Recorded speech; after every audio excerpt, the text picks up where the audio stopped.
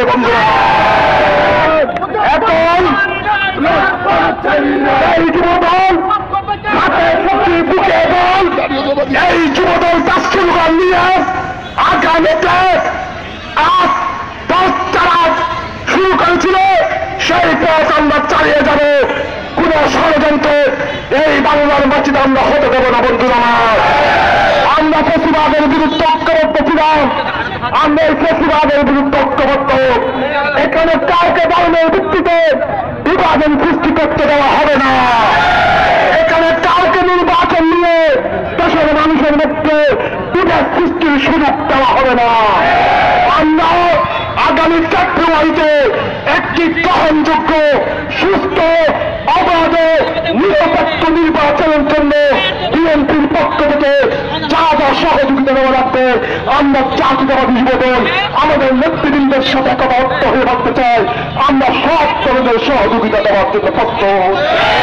কিন্তু যারা পরিকল্পিতভাবে দেশের মধ্যে বিশৃঙ্খলা সৃষ্টি করতে চান, হুঁশিয়ারি উচ্চারণ করতে চায়, যুবদল কোন রক্তচক্ষুকে ভয় করে না। আমরা সমস্ত ষড়যন্ত্রকারীদের তাপ বাংলা জবাব দেওয়ার জন্য প্রস্তুত আছি। প্রত্যেকটা যুবদলের নেতা কর্মীদের প্রতি আহ্বান থাকবে, ইনশাআল্লাহ আমাদের প্রিয় নেতা বাংলাদেশের মানুষের প্রাণ তারেক রহমান আল্লাহ যদি তাকে বাঁচিয়ে রাখে, হয়তো নভেম্বরের শেষের দিকে, না হয় ডিসেম্বরের প্রথম দিকে আমাদের প্রিয় নেতাকে আমরা বাংলাদেশে দেখতে পাবো। যুবদলের ভাইদেরকে আজকে 47তম প্রতিষ্ঠা বার্ষিকীতে আবারও অনেক অনেক শুভেচ্ছা জানাচ্ছি। সাথে সাথে উপজেলা নেতৃবৃন্দকে আন্তরিক ধন্যবাদ, কৃতজ্ঞতা জানাচ্ছি।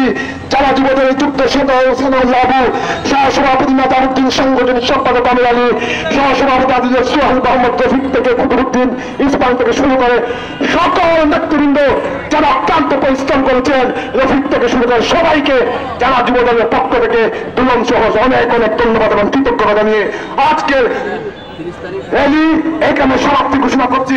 আগামী 30 তারিখ কক্সবাজার সদর উপজেলা এবং কক্সবাজার শহর যুবদলের চৌদ্দকে 47তম প্রতিষ্ঠা বার্ষিকী উপলক্ষে কক্সবাজার ঐতিহাসিক পাবলিক হল ময়দানে একটি বিশাল যুব সমাবেশ অনুষ্ঠিত হবে। সবাইকে যুব সমাবেশে আহ্বান জানিয়ে দাওয়াত দিয়ে আজকের এই সমাবেশ এখানে সমাপ্তি ঘোষণা করছি। খুদা হাফেজ, বাংলাদেশ জিন্দাবাদ। আসসালামু আলাইকুম।